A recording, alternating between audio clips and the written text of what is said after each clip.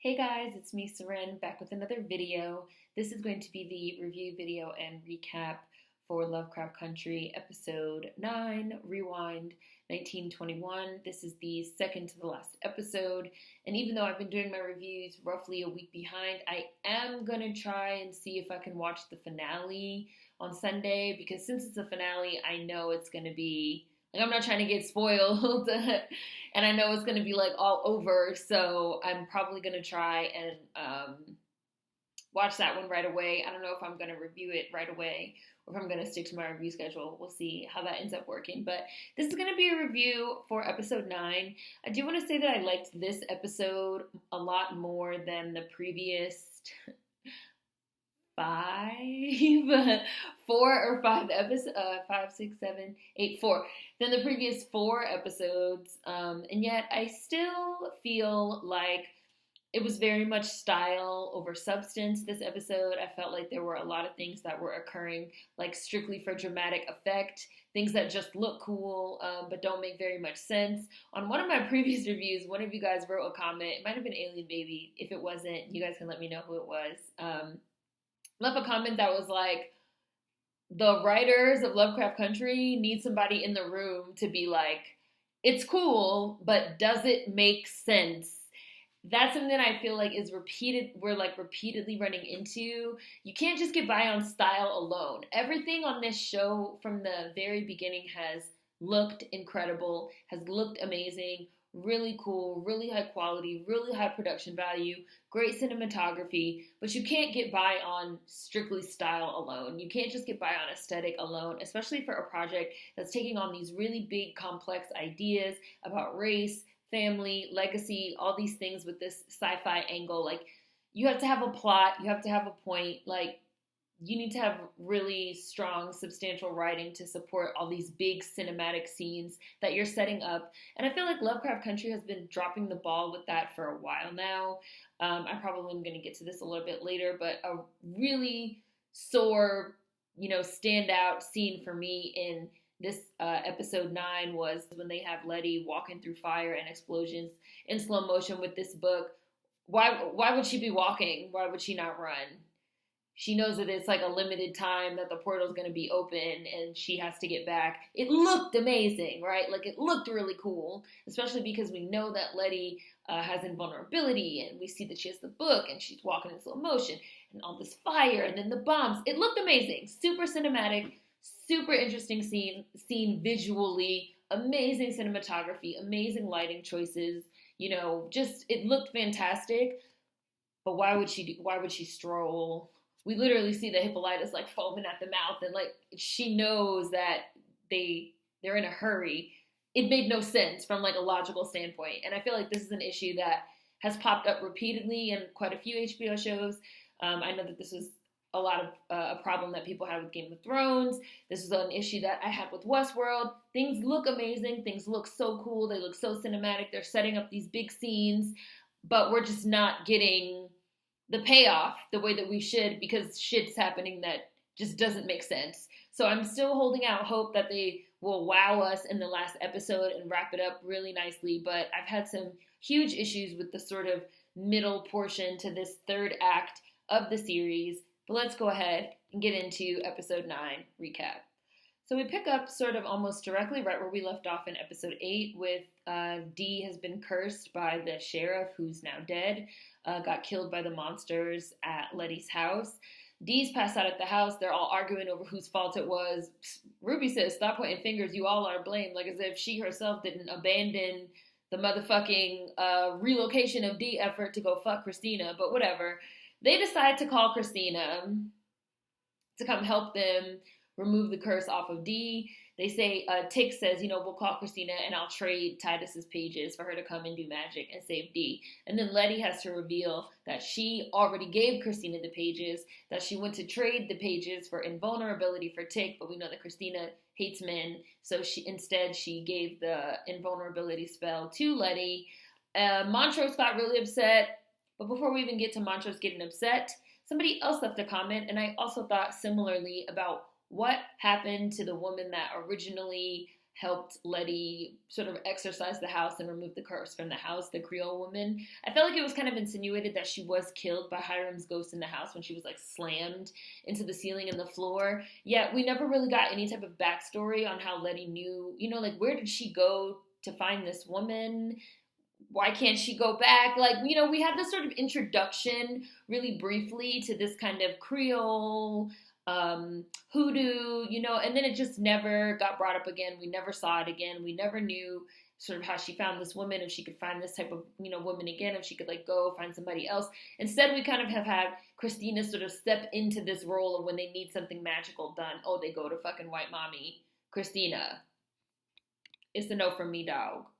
Montrose gets upset when he learns that Letty traded the pages already, because he feels like, which he elaborates on a little bit more later on in the episode, that, all of this is sort of inevitably leading towards Tick's death and whatever this ritual is that Christina has planned for herself to become immortal. So he feels like Letty sort of, contributed in trading those pages to Tick's eventual death.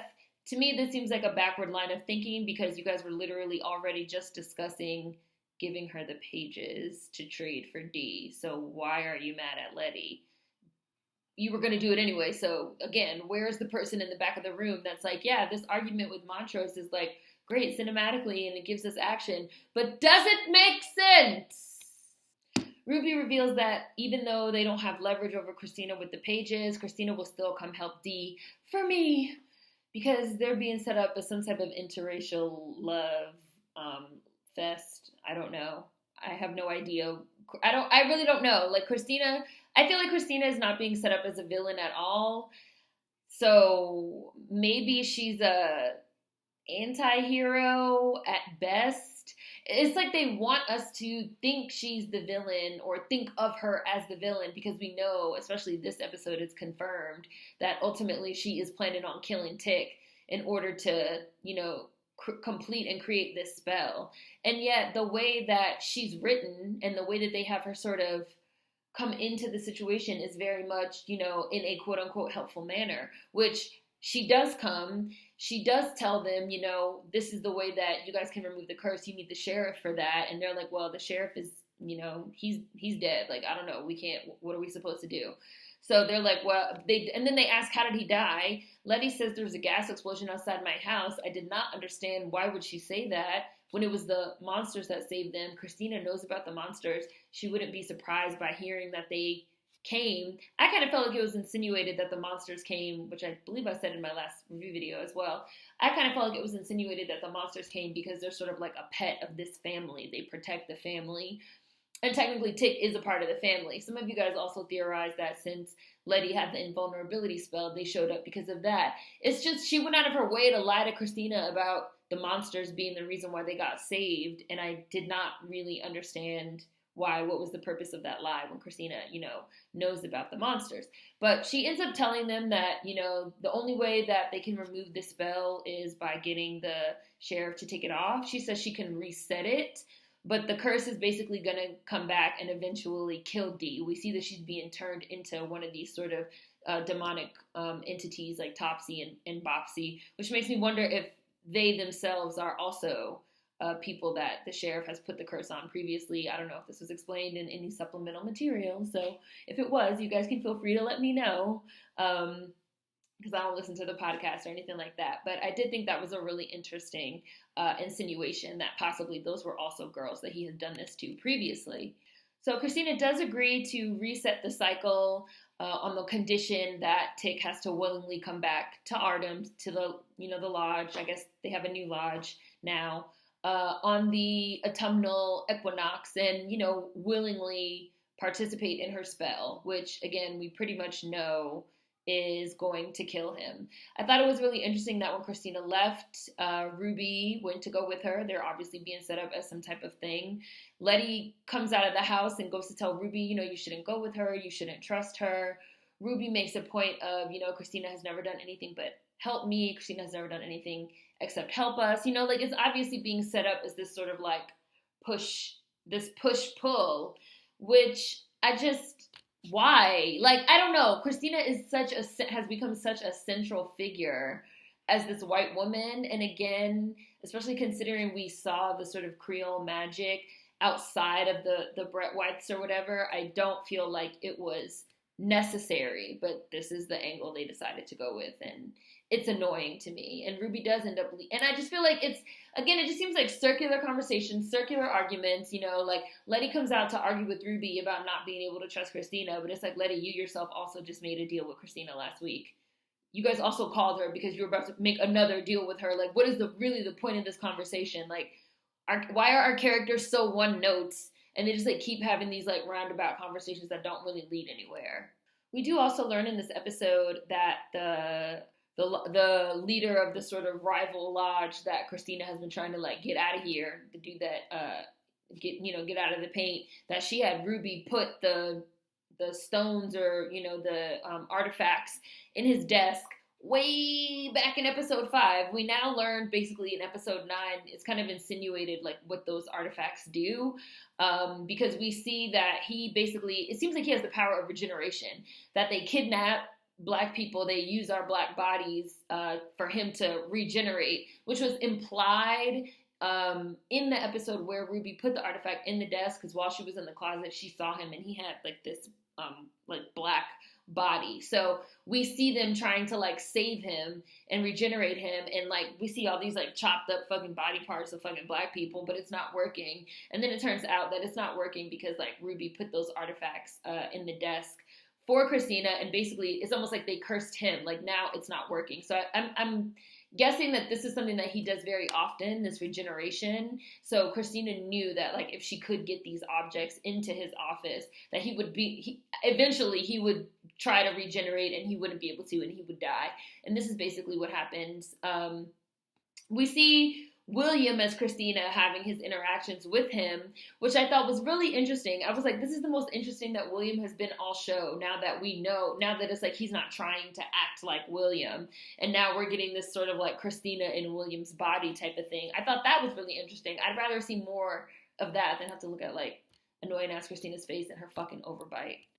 After the sheriff dies, they sort of come to the conclusion that since Christina said that the only way to permanently remove the curse from Dee is to have the sheriff, in this Order of the Dawn type of magic, they decided they're going to try to remove the curse from her themselves if they can get the Book of Names. Hippolyta appears, and I felt like Hippolyta was appearing to save the episode. She basically says like, well, we're going to be the ones to get the Book of Names. We're going to be the ones to save my daughter. She explains to them that she's been, sort of traveling the universe and universe hopping. Now she's basically this godlike figure, and that she's going to use all of her infinite knowledge and wisdom to save her daughter. I don't know in real life how long she's been gone. I feel like it's been like 2 or 3 weeks, something like that. But she says that she spent the equivalent of 200 years, on other planets. So basically she's old as fuck now. Like she's an infinite being.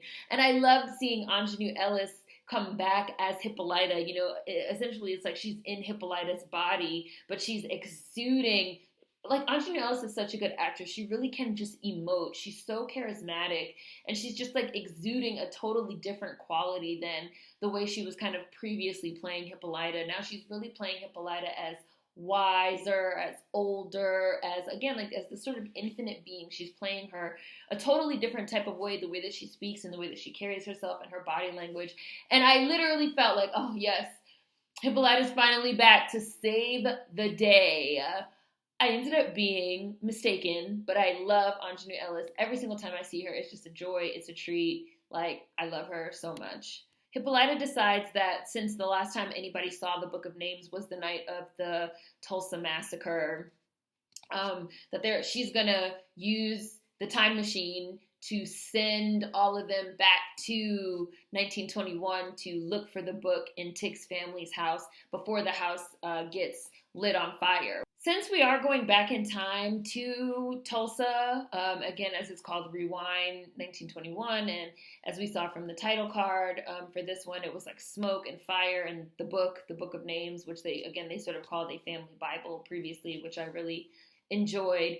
Since we're going to be sort of going back in time and seeing Montrose and George and Tick's mother and Tick's side of the family for essentially the first time, I do feel like it was kind of, like obviously we're going to have some subplot regarding the issues between Tick and Montrose right now in their family. And it is actually finally revealed to Tick that Uncle George might be his father. So I had initially thought that it was some type of cover up, like that Montrose is actually gay and that, he's been gay this whole time, and almost that Montrose and Tick's mom was almost like a beard for Montrose, but like really she knows that he's gay, and like really she had the relationship with George, and that's how Tick, might be quote unquote George's son. I thought that was how they were going to play it out, but instead they kind of played it out as that, like all three of them grew up together really, really close.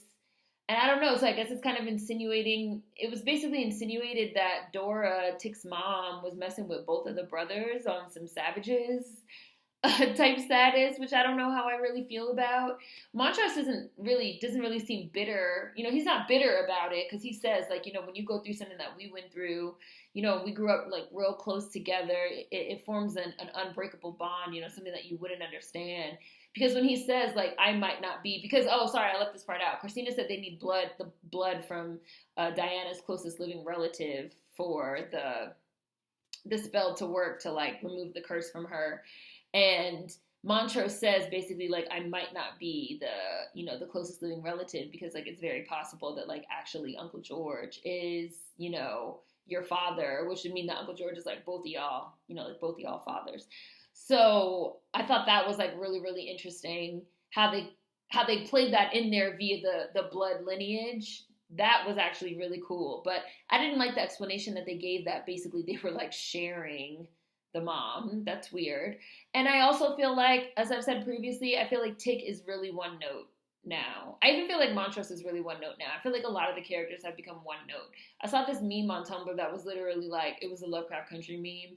And it said something like, Letty asking Tick, like, Tick, can you pass me the salt? And Tick being like, oh, but when my daddy was beating me, nobody passed me the salt. Like, every conversation is about, like, Tick being angry, Tick being sad, Tick crying, Tick talking about he got whooped and beat. And, like, not that should be downplayed, because it is very serious. And it is, like, I do think that it's an issue. And I know that there's been a lot of, like, dialogue around, like, Black parents, like, beating their children, within the last, 5 years or so. But I feel like Tick really at this point, he don't even talk about nothing else. And Montrose is like traumatized basically from everything. He's traumatized from life. He's a raging alcoholic. And we only see that side of him as well. As you guys will remember, I said I really enjoyed finally actually seeing him have a different type of moment in the episode where he finally goes to the ball and like lets loose a little bit, and we see him like dance and have this little transcendent moment, because everything we see of Montrose just falls in this box of like trauma and bitterness. And it's really the same for Tick. And I don't know. I know some of you are probably going to say that this is unfair criticism because they're in a traumatic situation, but I feel like the characters are becoming caricatures of themselves, just really, really, really one note. And I felt it a lot this episode. Like every time Tick opened his mouth, I already knew what he was about to say. Like he's about to be upset, he's about to be frustrated, he's about to talk about, I never wanted you to be my father. I used to wish he said, like, I used to wish Uncle George was my father, and now, you're telling me that he could have been all this time. I wish there had been more focus played on the fact also that Uncle George is now dead. So this really isn't even something that Tick is going to be able to have an emotional reconciliation with him, because he's already dead. So now finding out that this person might be your father and they're dead and they died right in front of you, in addition to all the past stuff, I would love to see Tick sort of work through that. But instead we just get this angry face. And then we sort of move on until the next time when he opens his mouth and he literally does the exact same thing. It's very tiring. It's very tiring to witness repeatedly. We're on a loop.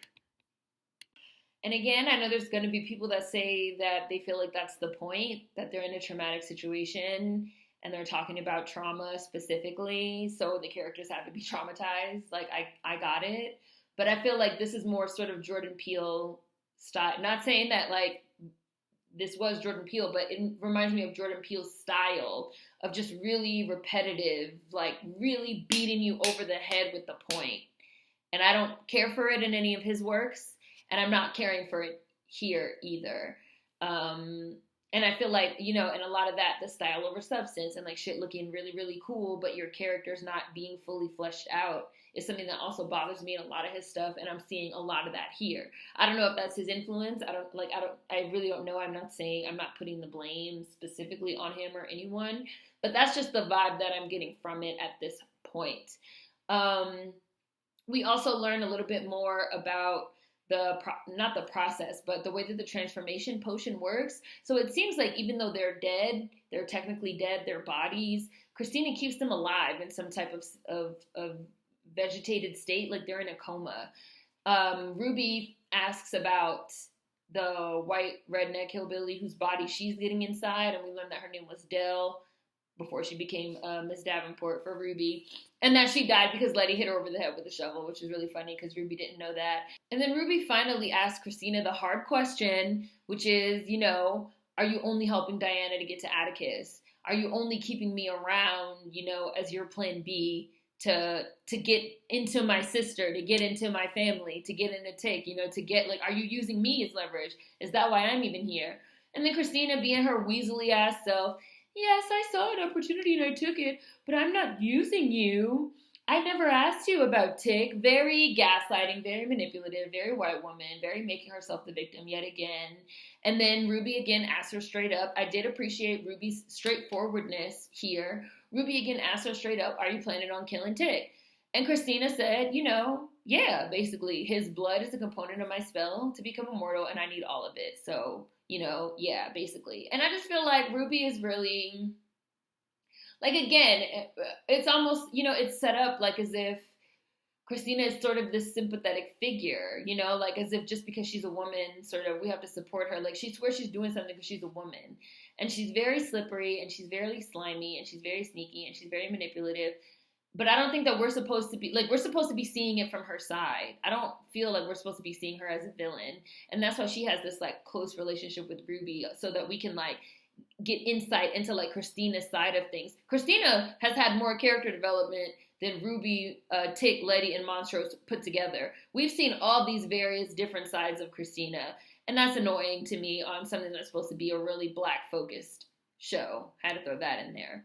Ruby ends up pulling the plug on Dell and then saying that when she pictured herself white, you know, when I used to imagine being white, I always imagined myself as a redhead. So I just feel like Ruby's really leaning into this white fuckery. Like, that's just all I have to say for this plot line. She's leaning into white fuckery. So whatever happens, happens, I guess. They all end up going to the observatory to fix the time machine because Hippolyta now has infinite knowledge. So she says, like, well, I can fix it. It's going to take us like 4 hours to get there, or however long, and then it's going to take me, you know, a few hours to fix it, and then we'll go.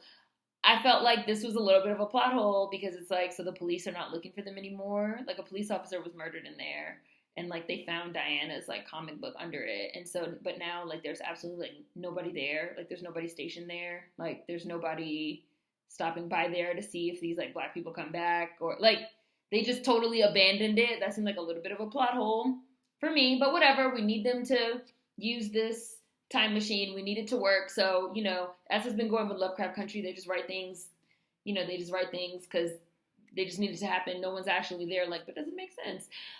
So they end up using it. They fix the time machine.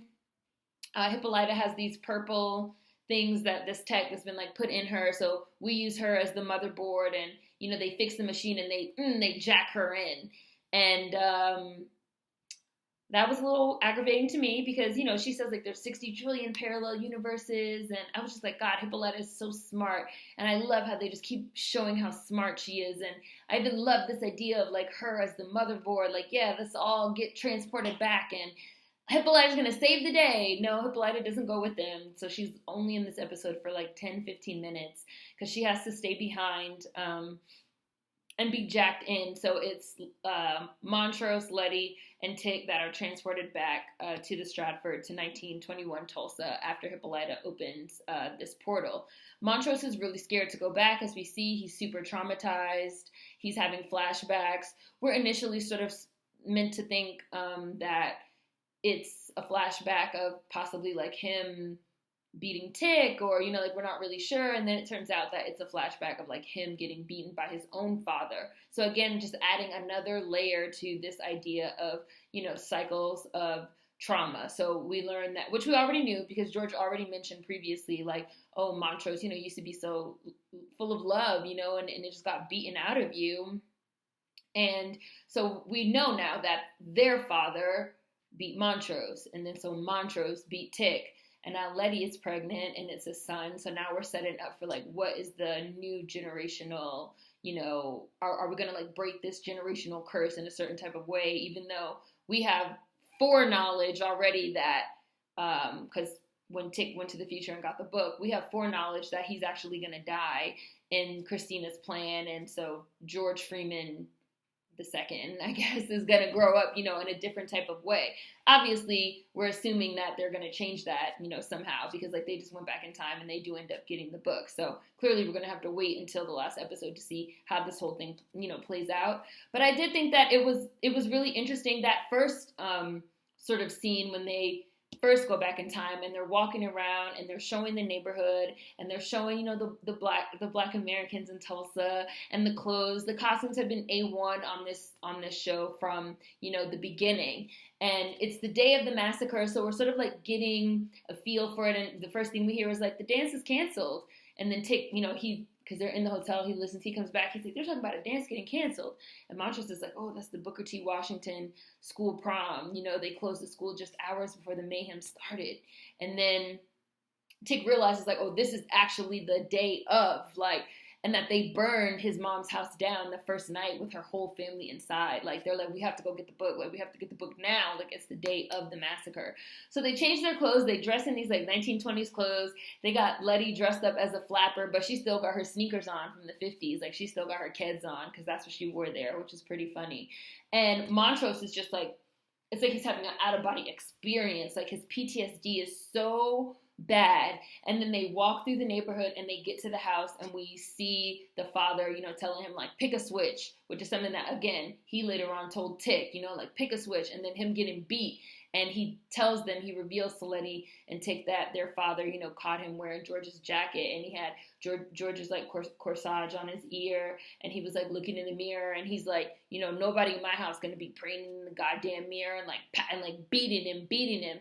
And then Montrose saying, like, I deserved it. And Letty's like, no, don't nobody deserve this. And ultimately, Dora comes out, and then her father comes out to sort of save Montrose. And then we also see that their father is drunk. He kind of, like, stumbles going back in. So we also see that this idea of, like, alcoholism is something that's kind of being handed down in their family as well. Montrose runs off. And Dora kind of lights into George, like, you know, you just standing there letting your brother get hit. He sure get hit a lot more than you. To me, this was also a sort of a parallel, an echo of what we kind of heard Hippolyta say about George, in that, you know, George can kind of just stand back and, like, let things happen, even if people are, you know, being hurt or making themselves smaller, or, like, he just kind of has this hands-off, you know, kind of approach, which I do think we saw, while Uncle George was still alive. I do wish we got more of a deeper dive into that, because I think that's a really interesting concept, but it seems writers don't find it very interesting because we kind of just moved on from that really, really fast. And Dora and George basically get on their bikes and they go to look for Montrose. Montrose runs off because on Lovecraft Country, people just really conveniently go blind whenever they want, and people that are standing right next to them just disappear with nobody noticing where they went at all. And Letty and Tick decide to split up because Tick decides, you know, to go find his father because he thinks his father is going to try to warn Uncle George. And Letty's like, well, I'm going to go to your house and try to get the book from your mom. He doesn't want to go in the house because they're also trying really hard not to influence the future. So they decide to split up. Letty goes to the mom's house. Tick goes to get Montrose. Now, after this stuff happens, this is my least favorite part of this episode. The third act of the episode, I thought was, like, really, really weak, unfortunately, because they were attempting to show the Tulsa Massacre, which is a very serious, very major event in Black American history. I'm glad they didn't put no Cardi B music over it, at least, or no Cruel Summer or anything like that. But I felt like the whole Letty being in Tick's mom's house was very weird. I feel like Letty's behavior has been weird for a few episodes. I feel like weird is not very descriptive, but I literally don't know how else to describe it. She just acts, her behavior is odd. And she acts awkward all the time, and I don't know, like, it's just something off about the way that they have her, the way that they're writing her behavior. I just don't feel like her behavior is natural for the situation that they're in. I don't know if I'm really describing what I mean well, but I just feel like her behavior is off. And like, even when she's in Dora's house and she's having these heart-to-hearts with Dora's like talking to her like they best friends and confiding on her, and you're not gonna tell, are you? You just met her, you don't even know who this woman is. Like, I just didn't understand. It was written like, they wanted they wanted us to see Tick's mom, right, Dora and Letty having this like heart to heart, but it was just written weird. Like, you can't just force, like, why they literally just met 10 minutes ago, so like, why would Dora be confessing to her, and why would she be talking to her this way? They're in this, I thought it was really cool that the way that she actually ended up getting into the house was that she got spotted by a group of like white men on the corner, and they start chasing her to fucking kill her. They're like looking for a black person to kill, which even that, I was like, so did she just change something? Because like, were they going to be somewhere else and now they're like chasing her? So, and then she like ends up at Dora's house. They come out, they save her. It was giving me very much Umbrella Academy when they went back into the past, and then the black people saved Allison, of, like black people sticking together back then because we had to, which, I didn't mind that. But once she was like inside the house, I felt like everybody's behavior was super weird. We ended up with the cousin, the elder, being like, who are you? She pulls a gun on Letty. She's like, who are you? Like, you got these weird shoes that I've never seen. Like, who are you? And Letty confesses everything to her. She reaches behind a wall. She gives Letty the book. The house gets lit on fire. Letty stands with her while she's burnt alive. I thought that scene was way too long. I thought it was disturbing. I didn't really think we needed to see this woman being burned alive. That's just my personal opinion. And then Letty just stands there. I just feel like it all dragged out. Like, why is it being dragged? Like, why is it being dragged like this? Like, I get that Letty wanted to stay with her and like pray with her, but then she was dead. Like, she was dead, and Letty's just standing there like in the fire. I don't know. And then she's walking down the street very slowly and calmly and casually while shit's burning behind her.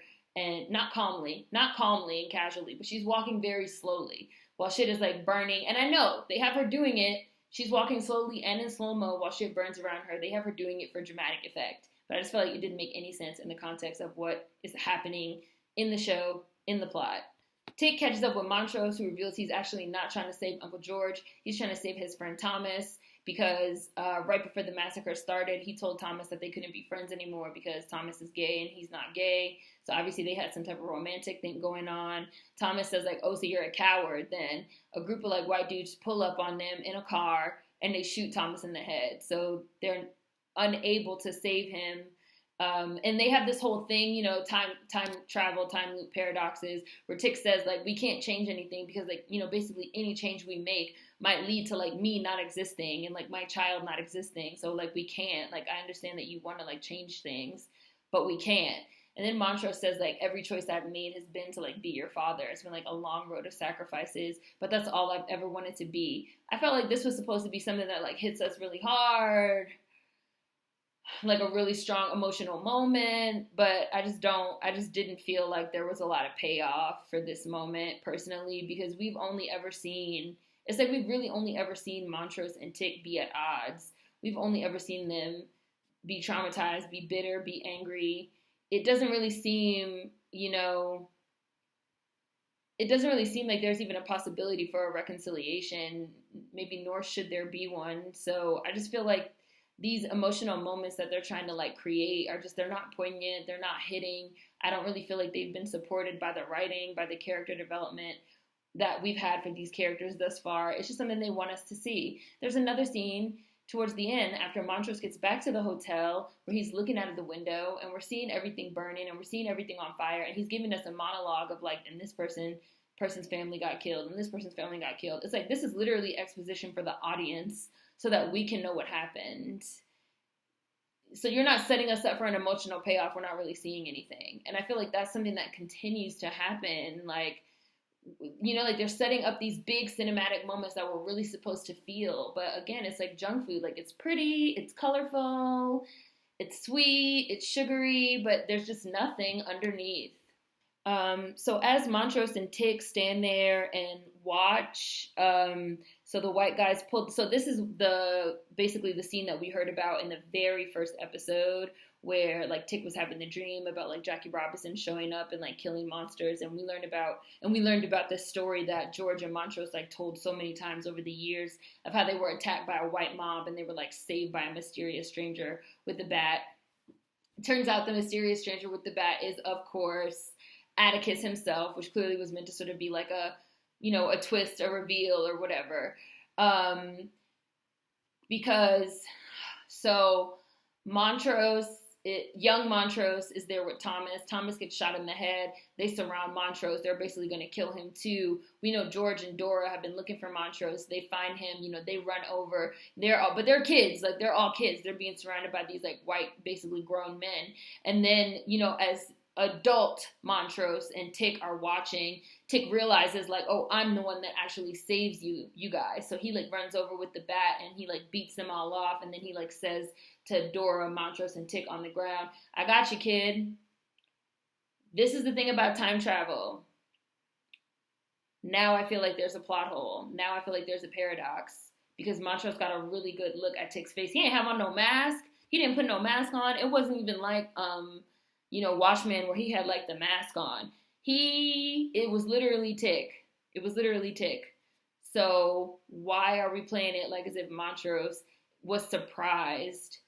Because Montrose has known what Tick looks like. He's been an adult for a while. Like Montrose has known what Tick looks like for a while. So like Montrose, like if he's seen Tick as a kid come save him, was looking right at him. If he's seen Tick come as a kid to save him, how did he not know? That's what happens when you play around with these flashbacks. You can create plot holes that make no sense. A lot of you guys know this is a huge issue that I had with this X-Men reboot and Days of Future Past. They try to like put little fun Easter eggs like Hugh Jackman's Wolverine like running into them somewhere. I was like, that's a plot hole. Because in the very first one of those X-Men movies, they set it up like as if Hugh Jackman doesn't know who any of them are. He's never seen them before. He's never met them before. He would remember meeting them. Because it was also after he already had his adamantium claws, so it was after he had his amnesia. That's off topic, but like when you start playing around with like time travel in these ways, you have to really have your plot and your story really plotted out, because you're going to start making plot holes, and I think that's what happened here. After Tick saves them, he and Montrose go back to the hotel, but Letty's not back yet because she's taking her sweet time standing with a woman in a burning building and then just remaining in the burning building. I guess maybe we're supposed to think she was waiting for all the white people to leave. I really don't know, because then she's walking down the street very slowly while shit's blowing up. She's really taking her sweet time. They get back to the hotel. Letty's not back yet. They see that there's something wrong with the portal. Tick basically jumps through the portal into the past and sees that Hippolyta is essentially running out of juice. Like she's foaming at the mouth. She's having a really hard time keeping the portal, stable. And it actually closed momentarily after Tick got back. He's like, no, we have to reach down in yourself and like, we have to get them. Like my child, like my unborn child is like there. Like we have to get them. So she gets the portal open again. We get the scene of Letty walking back all slow and dramatic, because apparently she's not in a hurry. Again, they were doing that for dramatic effect, but it wasn't really practical. They had like opera music. It was a whole thing just to show us that she was invulnerable. We see Hippolyta transforming. She's getting her blue hair, and ultimately Letty makes it back. They get through the portal and they have the book. So not only should they be able to save Diana, but they should be able to sort of maybe thwart some of Christina's plans. And we'll just see what happens, because like now they have the book, and that's the end. So I know I already said a lot of what I thought, but in terms of the good, the bad, and the ugly, the good, love Anjani Ellis. She's amazing. Wish there was more of her. Hate that they had to split up and leave her behind. The little bit of her that I saw, I thought was fantastic. I loved when they very first got to Tulsa and we saw what it looked like, before it got demolished and destroyed. This was a very good looking episode. There were a lot of really wonderful, again, beautiful cinematic shots. That last scene where Letty is walking through, I really liked the use of lights. it's not something that you think about a lot, but when things are blowing up, it does cause certain types of light and light patterns, especially when it's nighttime. And I thought that they did a really amazing job, again, with the camera angles and the filming and the cinematography. I thought the music choice, with the opera music was really, really great. I thought the monologue about, where is your fire? I don't know who was giving it. I probably should have Googled it. It's probably famous. Let me Google it now. Yeah, it's by Sonia Sanchez. So again, yes, very famous. I'm not really into poems. I'm not into poetry. It's not really my jam. But Sonia Sanchez is a very famous Black poet, Black woman poet. Very good friends with Toni Morrison. So there was a lot of, I don't know if you would call that like technical, aspects. Again, the aesthetic, the style, the styling, the clothes, the hair, the makeup, the set design, especially because now we're they've jumped back in time and we're viewing the 20s and we see the newspaper caps and the flapper dresses and the pearls. Beautiful, gorgeous, gorgeous, gorgeous, gorgeous to look at. Gorgeous to look at. I did like seeing the scene when the sort of mob first starts up and they're inside a Doris house and they go and they grab these guns, they get in the shotties, they get in the revolvers, they got revolvers in drawers, somebody puts the revolver in Letty's hand, like it's a fight, like it's a war. Really enjoyed that, really enjoyed seeing that. And seeing that element of it portrayed, Black American, and that's something I've always enjoyed about Lovecraft Country, seeing Black Americans, fighting back, defending ourselves against white violence, white supremacist terror, domestic terror. Really appreciated seeing that. There was a lot of good. Like, I'm not going to say that there wasn't a lot of good.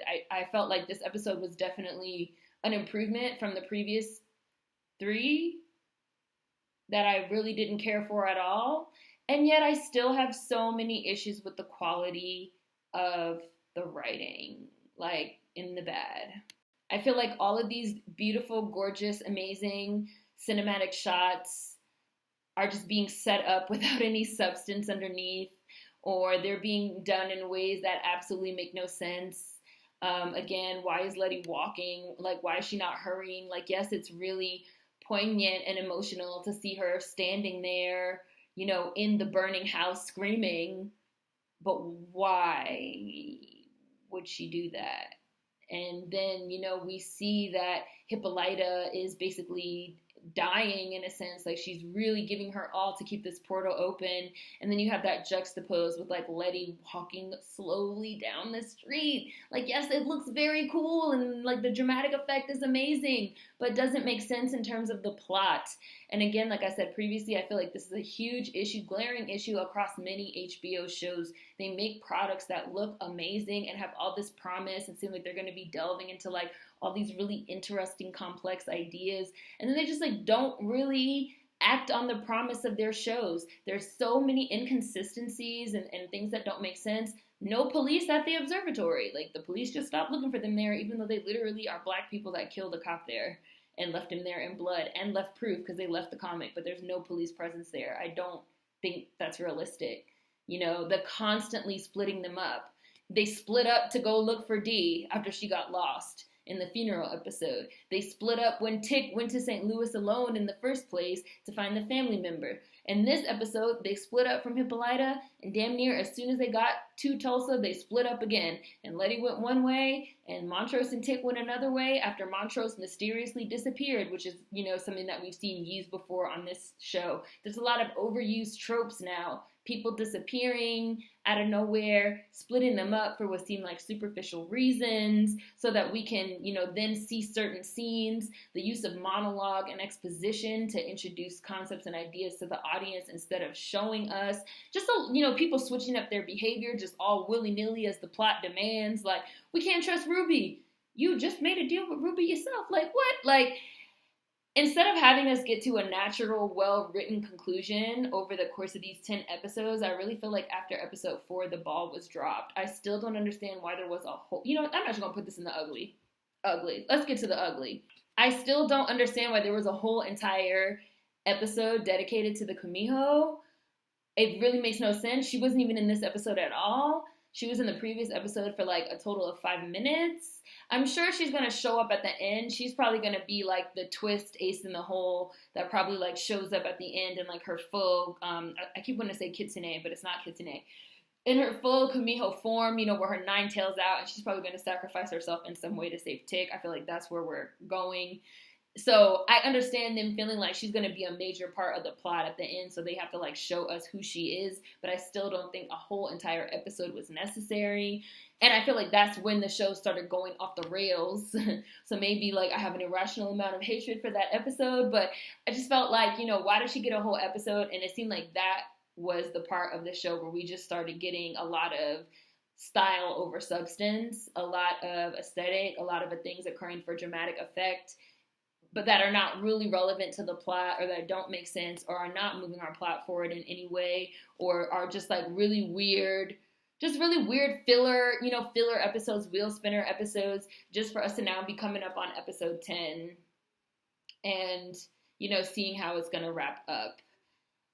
I think this is what I think should have happened. I think that the whole Korean War thing should have been either like one of those extended intros that they've been doing before the title cards. They had one for this episode, or maybe like revealed over time throughout flashbacks while we remain focused on our main plot. Like, I think Hippolyta should have had a full, especially now we know that she was essentially gone the equivalent of 200 years. That little bit of skimming the surface, we never even seen her leave Paris. Like, we never, like, Hippolyta, if anybody could have got that in-depth episode, it should have been Hippolyta. I don't like that they keep splitting them up. Let Hippolyta and Dee have their shine. They need a spin-off show. I'm tired of them getting sidelined. Dee spent this whole episode, you know, basically laying in bed, comatose. Like, I just don't feel like the show is living up to its promise. It looks great. Looks amazing. But there's not enough substance for these ideas that they're trying to act like they're delving into, and the writing is just too lazy. And now we're introducing time travel, we're creating paradoxes. We're gonna see how it ends. Hopefully they really get the magic back for episode 10 and we end really strong. But you know, I would say right now the first 4 episodes were fantastic. I loved them. I'll probably watch them again. I'll probably just like keep those 4 episodes, you know, sort of in my back pocket for when I want something to watch. But 5, 6, 7, 8, and 9. Well, let me not say 9 because I didn't really hate episode 9 like I did 5, 6, 7, and 8. But I just feel like they lost sight of their plot. They lost sight of their characters, who their characters are. What is this journey that these characters are on? How are they going to develop? Who are they going to be? Instead, they sort of surface level skimmed over these ideas and sacrificed a lot of substance just to give us big, cool cinematic shots and cool speculative fiction, cool sci-fi, cool horror. Love the way that they, you know, showed Hippolyta, you know, being the motherboard, you know, shit that looks cool, but it's just not supported by a good story, a good plot, and character development. And that's it. And I really hope they wrap up great and go out with a bang, but I've been really disappointed, unfortunately. So, Lovecraft Country, episode 9. Let me know what you guys think. Links and information will be in the description box as always. Food for thought as always. See you guys next time. Peace.